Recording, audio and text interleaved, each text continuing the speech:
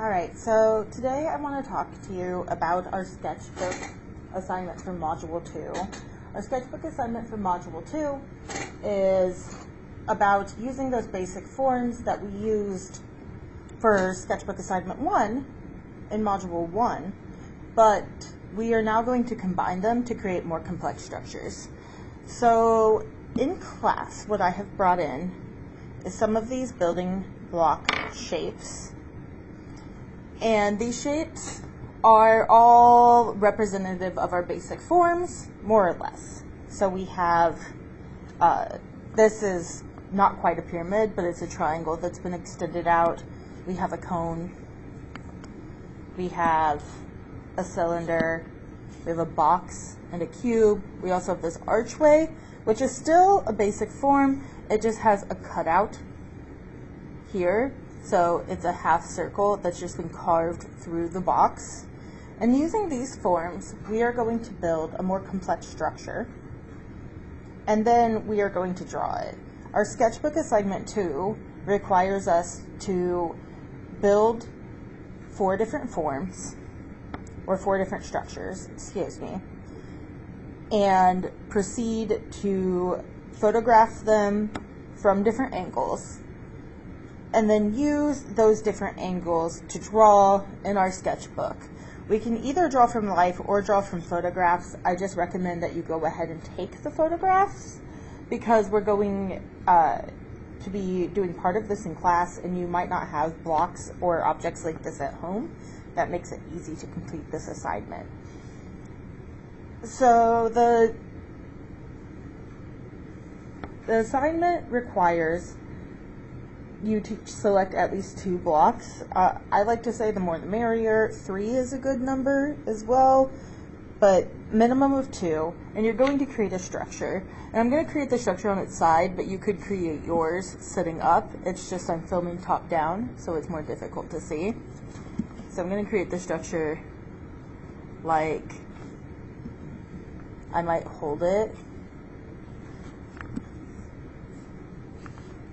Something like this, or like this, and then I'm going to set that up. I will put a picture of what the structures look like that I'm going to begin drawing in the PowerPoint along with this video.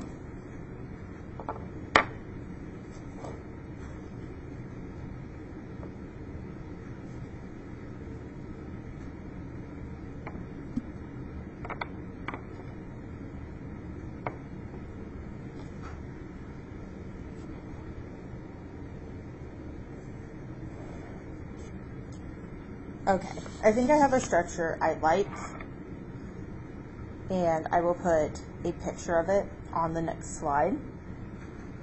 But the structure that I have is I'm using that arch shape, a box, a cube, and a cylinder. And the first thing that I'm going to do in order to get just a rough idea of what I'm drawing is at the top of my page, I like to write structure or form 1.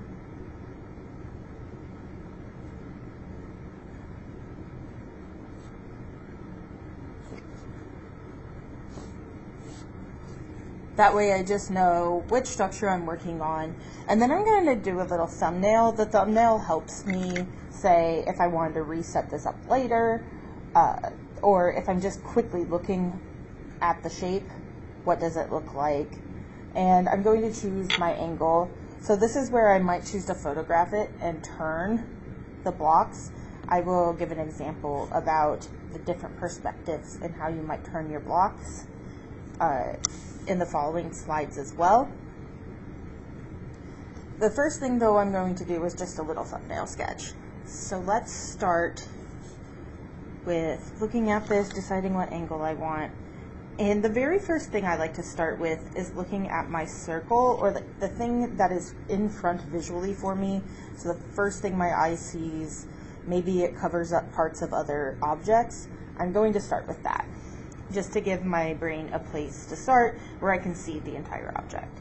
And one thing I'd like to do is if I have this cylinder here and it's tilted at an angle, it might be hard to find at first how you want the cylinder to lay. But a good rule of thumb is you can kind of close one eye and adjust your pencil to find that line and then bring it over here. So if we can't quite see it. So if I have it here and I'm looking at it, like, okay, I'm lining up from my point of view. It might look different from your point of view. And then I'm bringing it down. I know that my axis of the circle comes across this way, and then I do it again for the other way. So I know it comes across here. Now I can draw my little slices of pizza, and I can kind of decide, oh, okay, it looks like maybe this will stretch out just a little further back than here in front. I can sketch in the outside of my circle like that. This still isn't quite appearing flat enough to me. Maybe I just need to bring this even more so forward. Well, let's try dropping down the lines and see if it starts to look correct to me too. I'm looking from slightly above, which is sometimes an awkward shape to draw from because you see a lot of the face, but it's hard to figure out, okay, what kind of ellipses do I need? And you'll notice this is pretty dark. Right now I am using that 2HB pencil. If I wanted to, and I think I am going to switch, because if I'm erasing right now, it's really messy lines. I'm going to actually switch to that 4H pencil. The 4H is just a harder lead, so it's way lighter in terms of being drawn. I think what I wanted to do here was actually just make my ellipsis wider. The foreshortening, eyeballing it, can be a little bit difficult on those curved shapes. So if you're not finding your sketch to be accurate the first time, go ahead and try adjusting it until it starts looking right to you. Okay, so now I have my cylinder, and then I need to sketch in. Notice that this plane comes all the way behind my cylinder shape, so this line extends behind, and I didn't do any warm-up, so my lines are a little rough. And once again, I'm using that sighting technique, which is just closing one eye, lining up your pencil with a line, bringing it to your paper to check those angles. Check, check. Okay. Make sure that this line and this line are parallel, and this line and this line are parallel, even though they skew. So they might start at different points here, but they're still parallel. They're running with even spacing. Okay. Now we're going to drop a line down. We're going to drop this line down, making sure that you have this spacing somewhat correct. And I'm looking at this, and I have drawn this box way forward. So really, I need to come back basically to the edge here. And I'll erase with my pencil eraser for now. You guys have nice erasers in your kits. Okay. Yep, I had initially sketched that very wide. I noticed it when I was looking at how much of this side that I could actually see versus what I could see in my drawing. And I was like, oh, I can't see that much. Okay, so we've dropped that down. All right, so I have my front part of my shape here, and now I want to put in the shape behind, and it just comes up about, really not even that high, about here. And I have these aligned, so it goes up, and then find the angle again. Okay, this way, and then just a little bit past. And now this archway does go past my initial block in front, so I can bring it out and try to keep it proportional. So if I'm looking at this cylinder width, it's about another cylinder width plus a little bit beyond. So about here, I can use just a little point to indicate where I want that line to be, and then come in and go nice and straight. I do my like little ghost drawing over here to be able to transfer it. We're going straight down and down. I also have a block sitting on top that is aligned at this corner, so I'm just going to go ahead and sketch that side of the block going up and like that. So I have my cube coming out this way, and I really didn't have to do much siding because it's the same as the box sitting under it. So, okay. Do a little erasey with my lines, and then I can only see about this much of that curved cutout. Adjust the angle and draw in my lines. So little sketches like this, just done quickly, they're not super neatened up, they're kind of just like, oh, what way are things laid out, help us look at the composition of our piece, look at the angles, but it also just gives us a rush job of like studying how the forms sit together. Some things that I like noticed here is I did not make this cylinder long enough, so I might put in, okay, I want to extend that up a little bit more in my actual sketch. It doesn't even have to be this big. I'm mostly drawing larger for the sake of you all. Probably if I was more sketching this just really fast, it would be something like, okay, I have a cube here. We're just going really fast. We're seeing and noticing what shapes fit onto each other and what shapes are in front of other shapes. So your thumbnail could even look something like this, where it's just a quick reference. You're not trying to make it super beautiful and neat.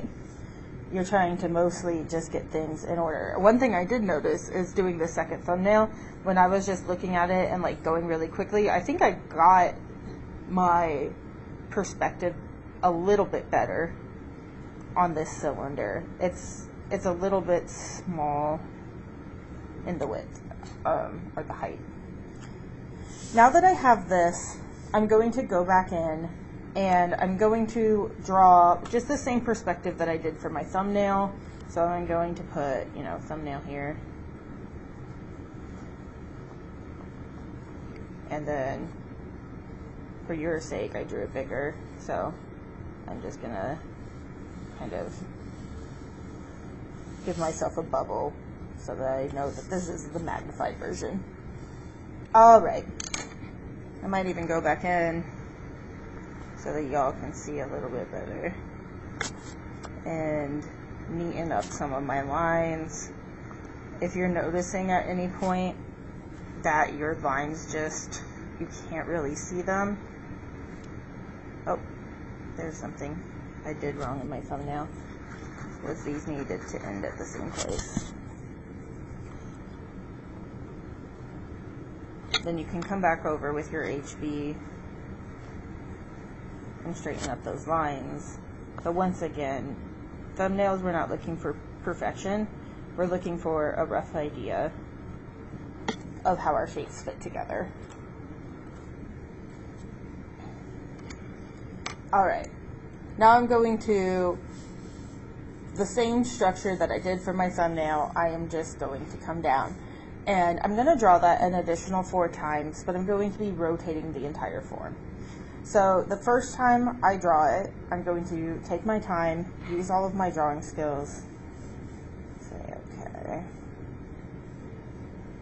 how big do I need this?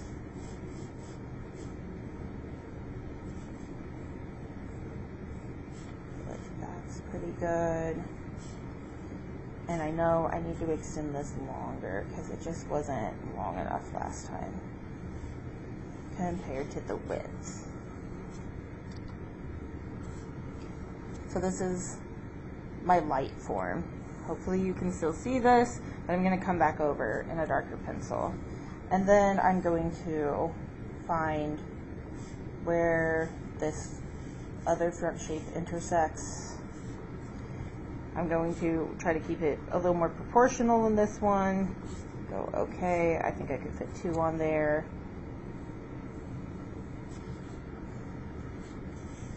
Bring this line along the front because the front of this curve is touching where this face falls off. I'm going to bring it down and down, down. Find my angles. Get them as correct as I can. I am thinking now this looks just a little short. So I'm gonna bring that here. They come in and erase these lines probably in a bit. This is gonna come up and come back as well. And this does extend. And this extends about the width of my cylinder. So if I just kind of go, okay, here is the width, I can get a good idea of how thick that box should be. Because remember, this arch shape is just a box. It just happens to be that the box has a cutout in it. And that cutout arches to about this point, so I need to make sure that my half circle makes sense within that context. So those little dotted lines or using your 4H pencil can come in real handy for getting in just those rough ideas of lines. And then I have a box sitting on top. That's great. So that box comes up to like just under here, which maybe means I have this a tiny bit high. I could maybe lower it.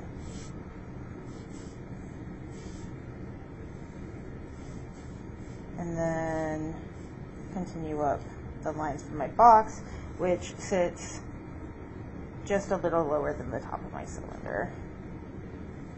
So I can maybe extend my cylinder up a little bit if I'm really struggling to fit it all in.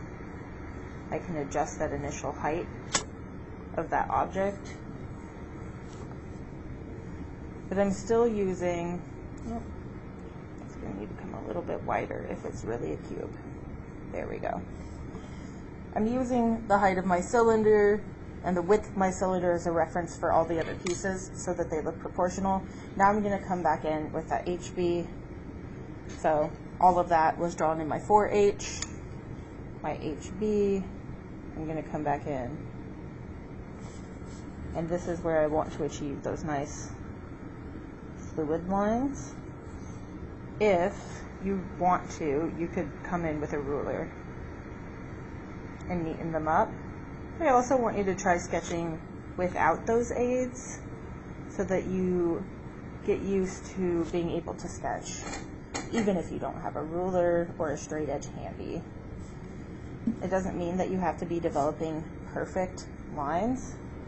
I just want you to go back in and say, okay, this is where it needs neatened up. Remember that you can adjust your paper.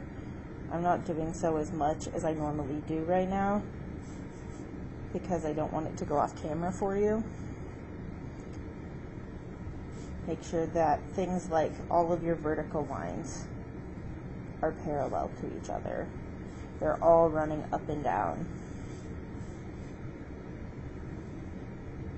And then your horizontal lines also end up being very, very parallel to each other.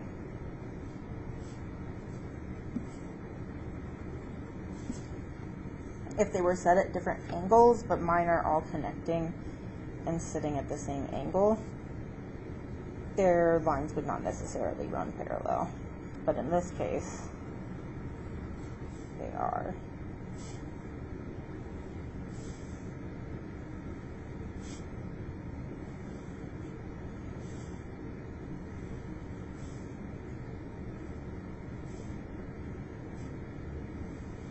And what we're essentially doing here is drawing an object that has a natural perspective.